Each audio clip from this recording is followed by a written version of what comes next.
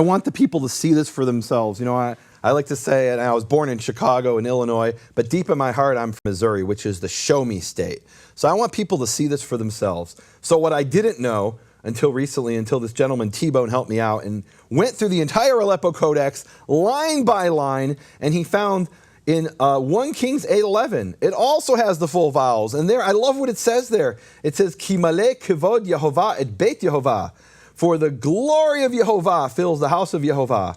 Now the second time it says Yud-Heh-Vav-Heh, it doesn't have the full vowels. It's unpronounceable technically. But the first time it does. And what happened was you had these scribes and they were copying letter by letter and then they put in the vowels and they knew they had to leave out one of the vowels to prevent people from speaking it. There was a group of movement of Karaite Jews specifically at that time in Eastern Persia who, unlike all other rabbinical and Karaite Jews, said, this one particular faction said, we must speak the name.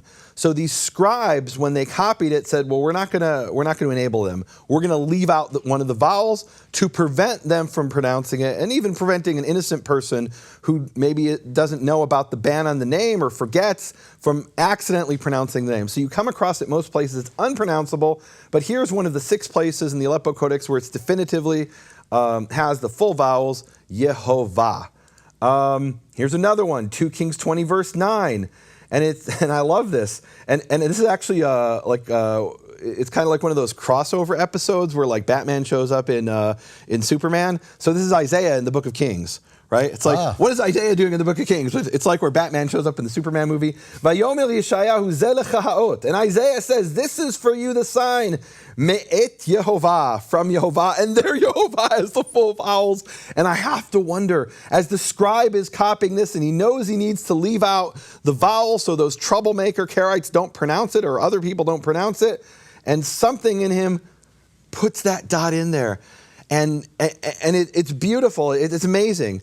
Now, I've had people say, well, okay, that's just 2 manuscripts, the Leningrad and the Aleppo. Well, I've found it in over 50 manuscripts, and I'm going to jump ahead and share some of the other ones with the people. So the 6 most important manuscripts of the Bible, indisputably, when they print a Bible, they base it in the Aleppo Codex, but the Aleppo Codex has missing pages, so they compare it with 5 other Bibles. The Leningrad Codex, something called the British Library, or 4445, Cairo Codex of the Prophets, Damascus Crown, and Sassoon 1053. Those are the 6 key manuscripts of the Bible with vowels. They're all from the 9th and 10th century. The earliest one is the Cairo Codex of the Prophets from 895. The latest one is the Leningrad Codex, which is actually from 1008. It's the latest one of the group. And all 6 of them have the full vowels. Here it is in the Leningrad Codex, Leviticus 25:17. And I love the verse once again. Ki ani Yehovah Elohechem, for I am Yehovah your God, and you can't miss it. It has the full vowels. It says Yehovah. That's a fact. It's not an opinion. It's not a theory. It's not something someone had in a vision, and you know what? Maybe people have had visions. I've had people, write to me and say, well, but God personally told me his name is Yahuwashi. I can't argue with what God personally told you. Here it is in the manuscripts, the oracles of God. Or 4445 in the British Library, Leviticus 22:9, it says, Ani Yehovah Mekadsham, I am Yehovah who sanctifies them. And indisputably there, it's the full vowels. Cairo Codex of the Prophets, Ezekiel 7:14, again in Ezekiel, he says, Vidatem ki ani Yehovah, and you shall know that I am Yehovah. And I love this one in Damascus Crown, it's the Shema. In Deuteronomy 6:4. It's when they asked Yeshua, what's the most important commandment? And in the version, I believe in Mark, he says, Hear, O Israel, the Lord our God, the Lord is one. You shall love the Lord your God with all your heart. And here it says, Shema Yisrael, Yehovah Eloheinu, Yehovah Echad, Ve'ahavta et Yehovah Elohecha b'chol levavecha. And 3 times in a row, Yehovah has the full vowels. Incredible. Beautiful. Now, I could go through everyone. Here's the Sassoon 1053. I don't have time to go through all the manuscripts. I want to bring the highlights. And some of the highlights I have are special types of manuscripts. Now, the most accurate manuscript, even in ancient times, it was recognized that the most accurate manuscript of the Bible in existence was the Aleppo Codex, written by the master scribe Aaron ben Asher, completed in Tiberias in the year 924. it turns out we have 2 manuscripts written by Aaron ben Asher's father, which is significant because where do you think Aaron learned how to write Bibles? From his father, whose name was Moshe ben Asher, Moses ben Asher. Ben Asher wasn't the name of his father, meaning Ben means son, but that was the name of the family. So the Ben Asher family of scribes go back to around the year 600 AD at least. And so the father, Moshe ben Asher, wrote the Cairo Codex of the Prophets in the year 895, which I already showed, had the full vowels. What I recently learned is that there was a second Moshe ben Asher manuscript, which is in the Russian National Library in St. Petersburg, Russia. And that's the location where they have over 1,500 Bible manuscripts. Many of them, not all of them, but many of them are from this early period. And one of them, which is known as Ivrei 2, Ivrei means Hebrew manuscript, Ivrei 2, B188, meaning it's 188 out of 1,500. And that is from the year 908, also written by Moshe ben Asher, and it also has the full vowels. Now, what's really, really cool, Michael, is for years, I mean, since the 90s, when I was studying biblical, actually even in the 80s, back when I was in high school and I was studying about the Bible, and I wanted to know, where did our Bible come from? And I would read about the Ben Asher family back then in the 80s. I would sneak out of high school and go down to downtown Chicago to the Spertus College of Judaica and read these books about where we got our Bible. And it came from the Ben Asher family of scribes in Tiberias between around the year 600 and 1000. And the greatest of them was Ben Asher and his father Moshe ben Asher, and there were other ones. And I had read even back then in the 80s that there was a rival family of scribe called the Ben Naphtali family. So you had Ben Asher and Ben Naphtali. But Ben Naphtali, we don't have their manuscripts anymore. We only have Ben Asher. That's what I knew back from the 80s. That's what I knew even 6 months ago. And as I was researching this topic, and I want to back up, I shared in a previous episode about how I found 10 rabbis who say the name is Yehovah. And when I found that a few months ago, I decided I have 10 rabbis, but only at that time 5 manuscripts of the Bible with the full vowels. I said, I need to find 10 manuscripts of the Bible. And I thought, how will I do this?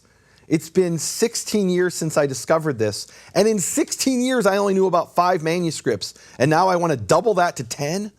And what I didn't know is at the time I was doing this, there's a worldwide concerted effort to digitize all Hebrew manuscripts. So I was able to look at manuscripts that just a year ago I wouldn't have been able to see. And as I was delving through these manuscripts, I found 2 Ben Naphtali manuscripts. The rival family of scribes to Ben Asher. And you have to understand... And these didn't exist as far as the scholar world was concerned. They existed, I just didn't know about them, and maybe 2 or 3 people in the world knew about them.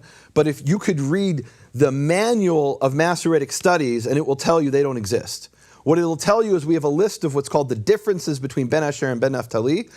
And so we know, for example, and I know this sounds very technical, but for example, when you have in the Bible the word to Israel, so in Ben Asher it will say Le Yisrael, and in Ben Naphtali it will write L'Israel. It's a contraction, like you say in English cannot and can't, right?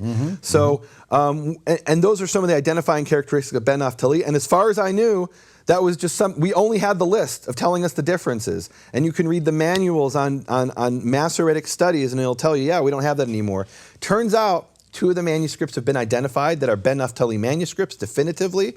One of them is, again, from the Russian National Library. This one is Ivrei 2 B5. And the other one associated with Ben Naphtali is Ivrei 2 B63.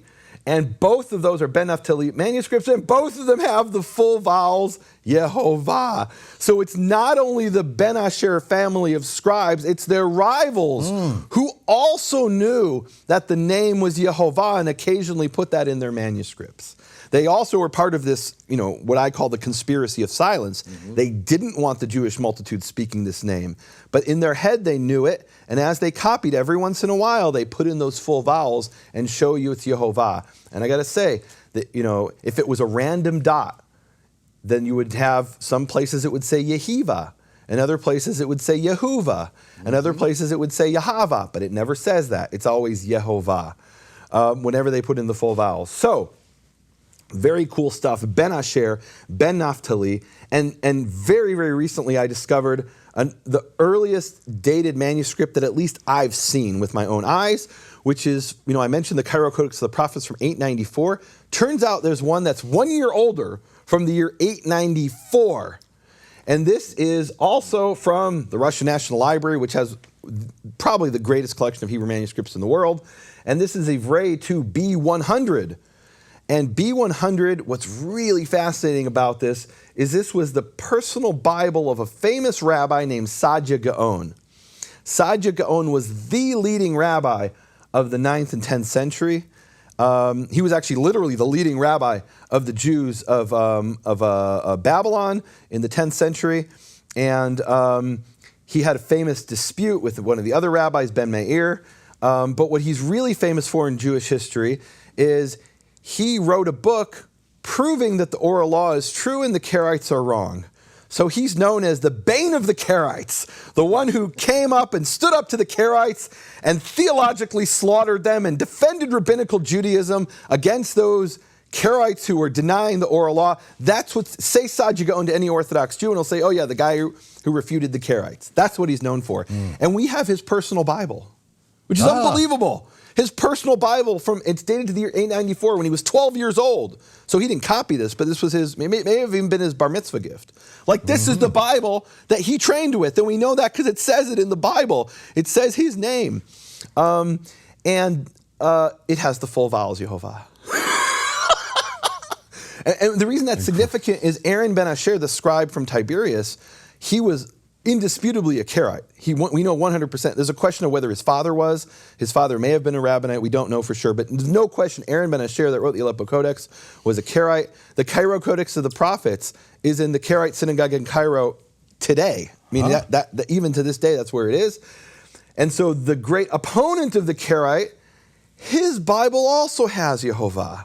So this isn't just some crazy Karaite thing. This is both Karaite scribes and the leading rabbinical leader of the 9th and 10th century has it in his Bible. So, I mean, these are two completely different witnesses that you can't argue, well, they were colluding to create some kind of lie. If one of them would have changed the Bible and written something that the other knew not to be true, he would have been called out on it. And they would have said, can you believe those Karaites? They changed the Bible and made it Yehovah, and really it's Yehuvuhu. But we don't find that. To find that, you'll have to go to Facebook. That doesn't exist in any Jewish sources.